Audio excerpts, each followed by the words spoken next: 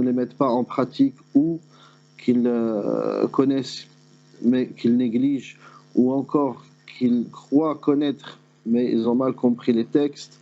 Et donc toutes ces choses-là, Inch'Allah Ta'ala, on va pouvoir les étudier dans ce livre. Et j'espère qu'il donnera à tous la motivation pour tout d'abord apprendre à lire, car beaucoup d'entre vous ne savent ni lire ni écrire l'arabe.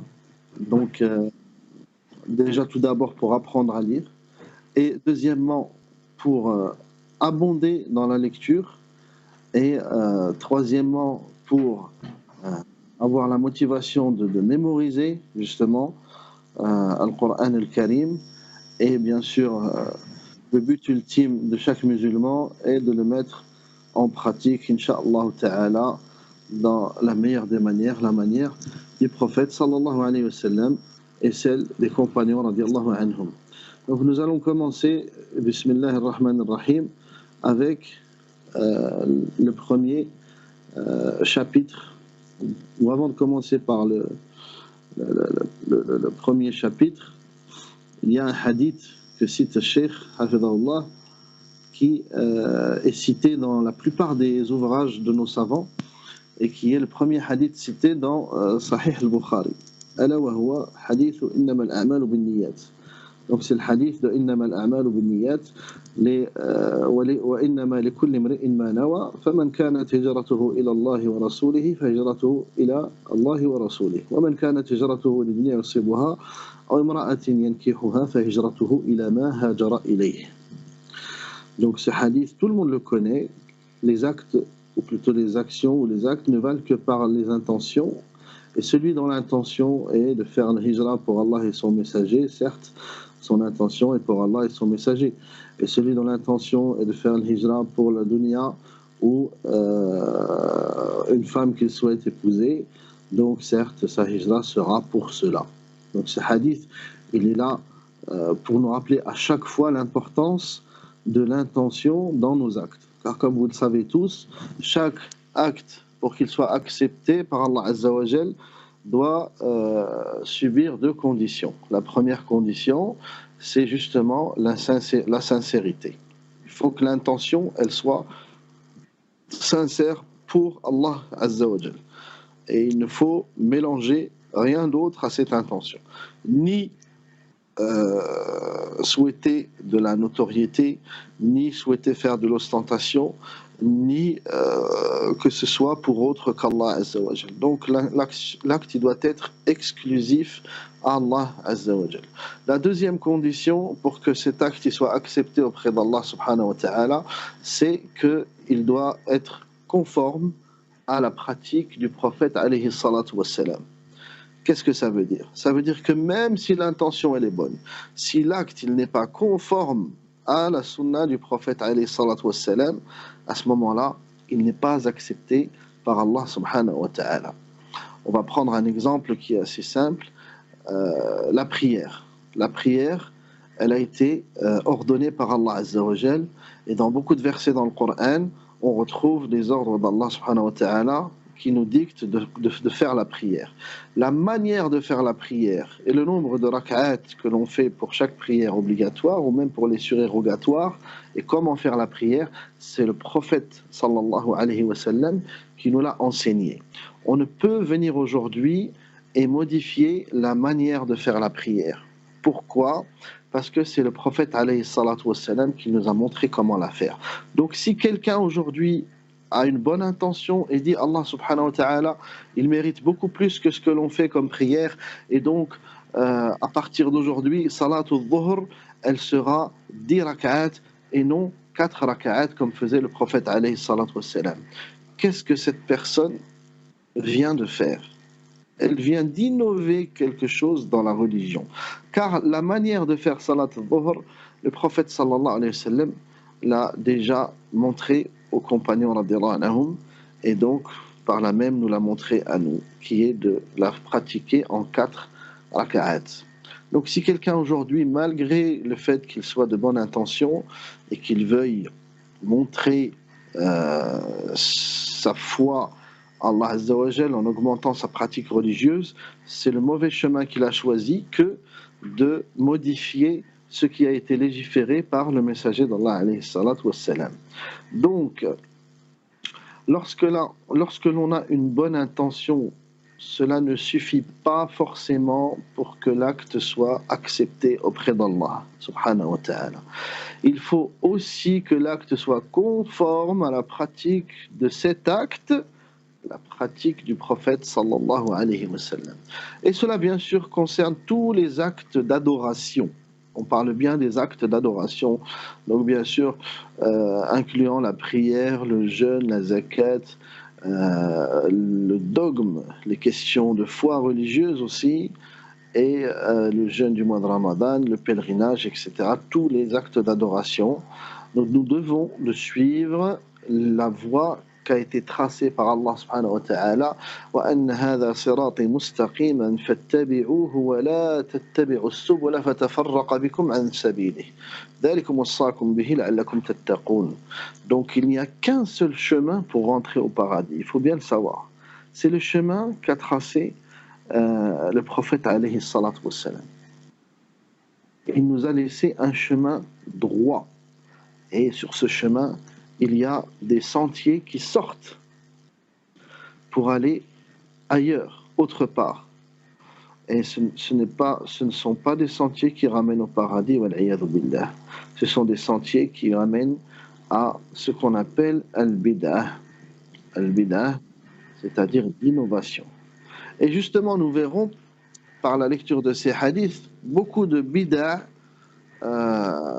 considérées par les savants comme des bid'ah, des innovations dans la lecture du Coran et justement dans sa mise dans la lecture du Coran.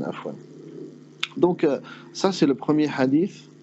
Donc il faut savoir que la majorité des savants, si je ne dirais pas tous, car ce n'est pas forcément le cas, mais la majorité des savants, lorsqu'ils veulent écrire un ouvrage religieux, ils commencent toujours par ce hadith.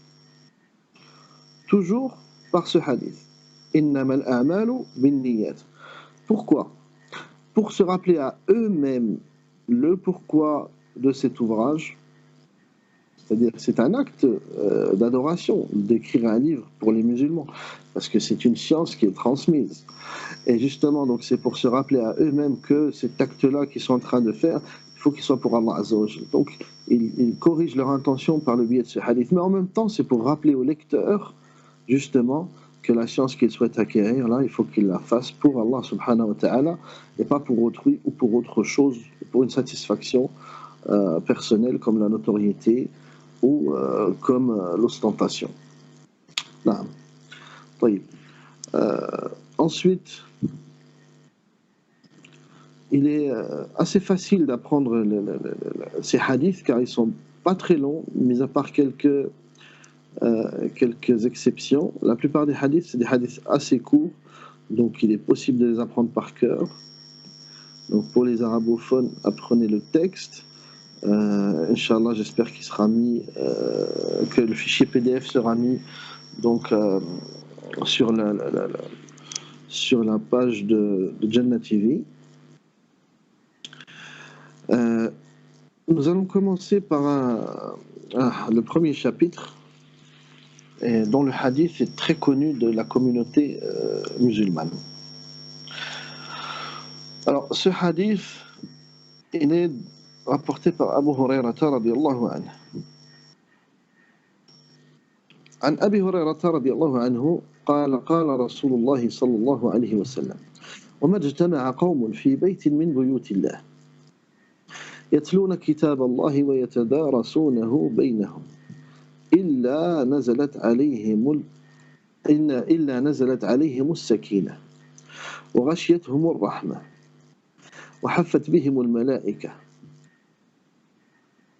وذكرهم الله في من عنده فمن بطأ به عمله لم يسرع به نسبه فمن بطأ به عمله لم يسرع به نسبه.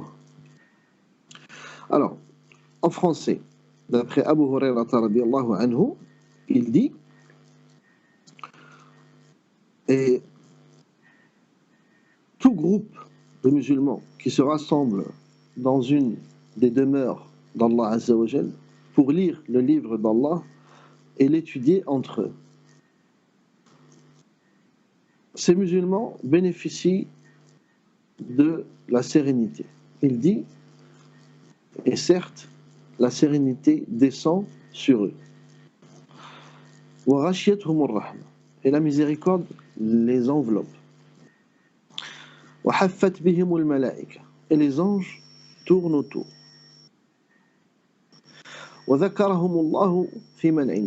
Et Allah Azza wa Jal les évoque dans une assemblée auprès de lui.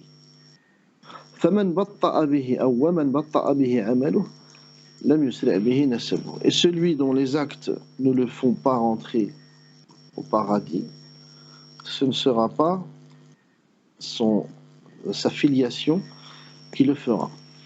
Donc ce n'est pas sa filiation qui le fera rentrer au paradis. Donc on va reprendre, Inch'Allah Ta'ala, le hadith, car il y a beaucoup de bénéfices à en tirer. Donc tout d'abord, il y a certaines conditions que va poser le prophète alayhi salatu wassalam, et à partir de là, il y a un bénéfice à tirer si ces conditions elles sont réalisées. Tout d'abord, il dit وَمَا اجْتَمَعَ قَوْمٌ فِي بَيْتٍ مِنْ بُيُوتِ اللَّهِ. Donc tout d'abord, le fait de se rassembler, de se regrouper, ou dans la demeure d'Allah subhanahu wa ta'ala qui est la mosquée. Qu'est-ce que font ces gens-là? Donc déjà la première condition c'est le rassemblement. Ou dans la demeure d'Allah Azza wa Jal, dans la mosquée. À faire quoi? À lire le livre d'Allah subhanahu wa ta'ala et de l'étudier entre eux.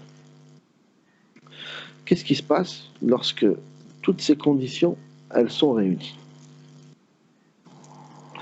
La sérénité descend. Qu'est-ce qu'on peut déjà retenir? C'est que la sérénité elle vient d'en haut. Allah Azza wa Jalla a fait descendre sur ce groupe-là, sur cette assemblée. Cette assemblée bénéficie de la sérénité. Et vous l'avez tous remarqué dans les assemblées religieuses, que les personnes elles sont sereines et qu'elles oublient leurs soucis. Peu importe le souci qu'elles peuvent avoir, tout le monde a des soucis à l'extérieur de la mosquée.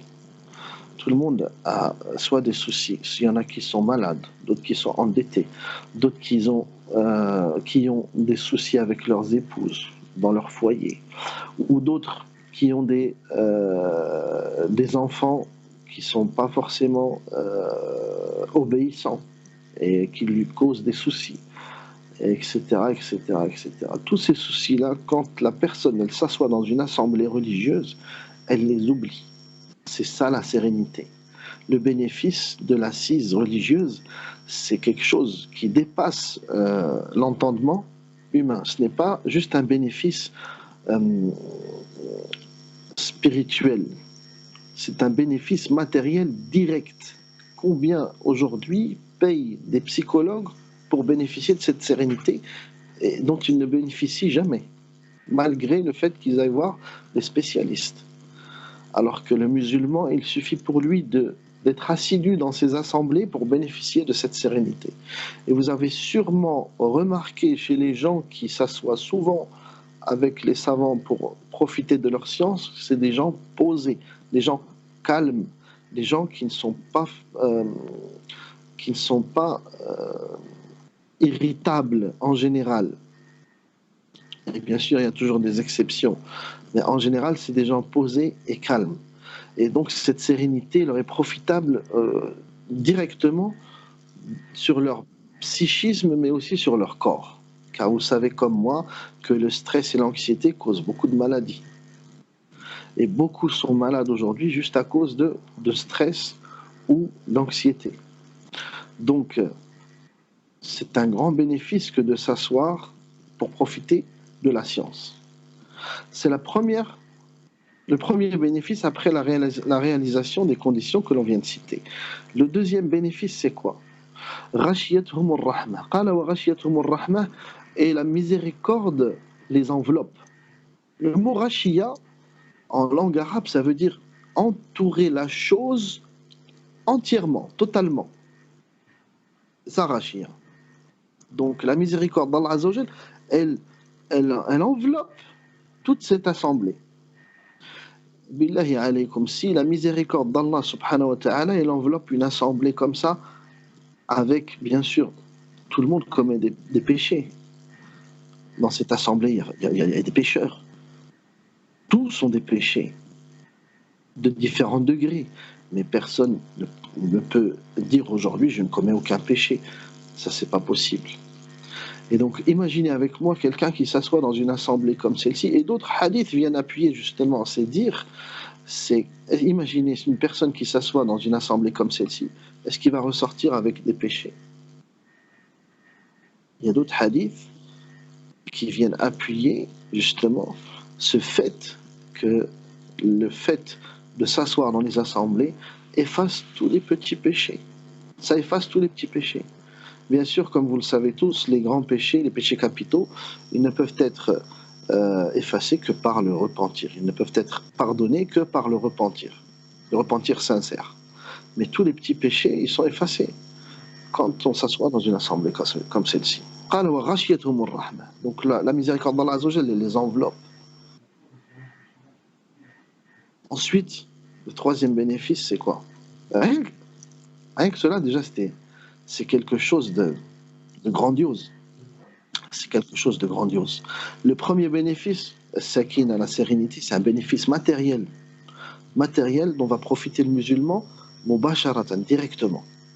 Le deuxième bénéfice, c'est un bénéfice spirituel dont va bénéficier le musulman directement, c'est-à-dire le fait d'effacer ses petits péchés. Le troisième bénéfice, وَحَفَّتْ بِهِمُ الْمَلَائِكَةِ, et les anges les entourent. Ou tournent, dans une version du hadith, tournent autour d'eux. Et dans une autre version du hadith, ils déposent leurs ailes par agrément de ce qu'ils sont en train de faire, c'est-à-dire d'étudier le livre d'Allah Azza wa Jal. Qu'est-ce que ça veut dire? C'est-à-dire que les anges aussi, ils sont satisfaits de ce que l'on fait.